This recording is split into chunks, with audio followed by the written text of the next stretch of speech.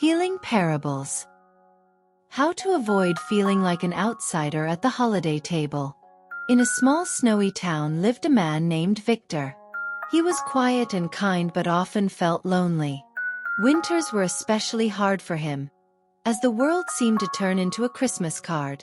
People rushed through the streets with bright presents, festive lights glowed in the windows, children built snowmen, and the air was filled with the scent of cinnamon and gingerbread. Yet, inside Victor's heart, there was emptiness. His friends and family would invite him to Christmas dinners, but Victor found no joy in these invitations. He couldn't explain why he felt like an outsider among familiar faces, as if he were watching the celebrations through a window, unable to join in. This sense of isolation had taken root in Victor's childhood, during one unforgettable Christmas Eve. As a little boy, he had dreamed of receiving a toy train from Santa, a train he had admired in the shop window for weeks. He imagined the train circling its tracks as he sat beside it, watching the tiny carriages go round and round. But on Christmas morning, he found a plastic robot under the tree, something he never wanted. Disappointment filled his heart, and he quietly slipped away to his room. There, sitting on the floor in the dark, Victor cried. He hoped his parents would notice his absence, come to find him, and offer comfort. But the laughter of guests echoed from the other room, glasses clinked, and cheerful conversations drowned out his silent tears. No one noticed the little boy who had lost his faith in Christmas magic. Years passed, but the memory of that evening left a deep mark on Victor's soul. Each holiday season only amplified his feeling of being apart from the joy shared by others. On Christmas Eve, Victor, weighed down by his thoughts, went to bed early. As he drifted off, he found himself in a magical place, a snowy clearing in the middle of a forest. In the center stood a tiny house with glowing windows. A cheerful Christmas elf peeked out of the door. He was small, with a bright hat and sparkling eyes. "Hello, Victor," the elf said with a warm smile. "I know there's a winter inside your heart." "Who are you?" Victor asked, looking around in confusion. "I'm a Christmas elf," the elf replied, stepping closer.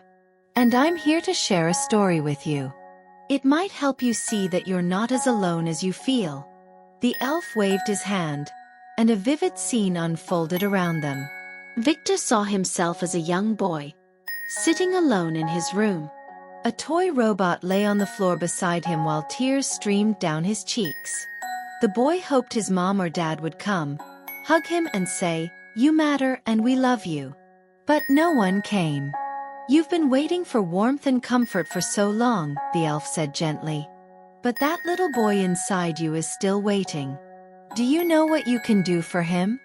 Victor shook his head, holding back tears.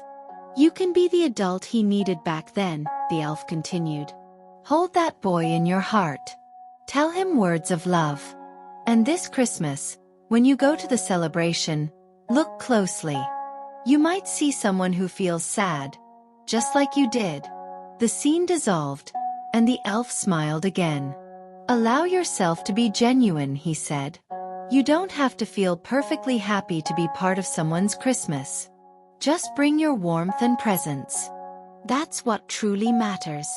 The elf pulled out a tiny snowflake and handed it to Victor.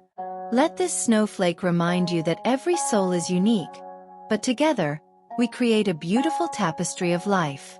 Victor took the snowflake, and the snowy clearing began to fade. He heard the soft chime of bells, and woke up.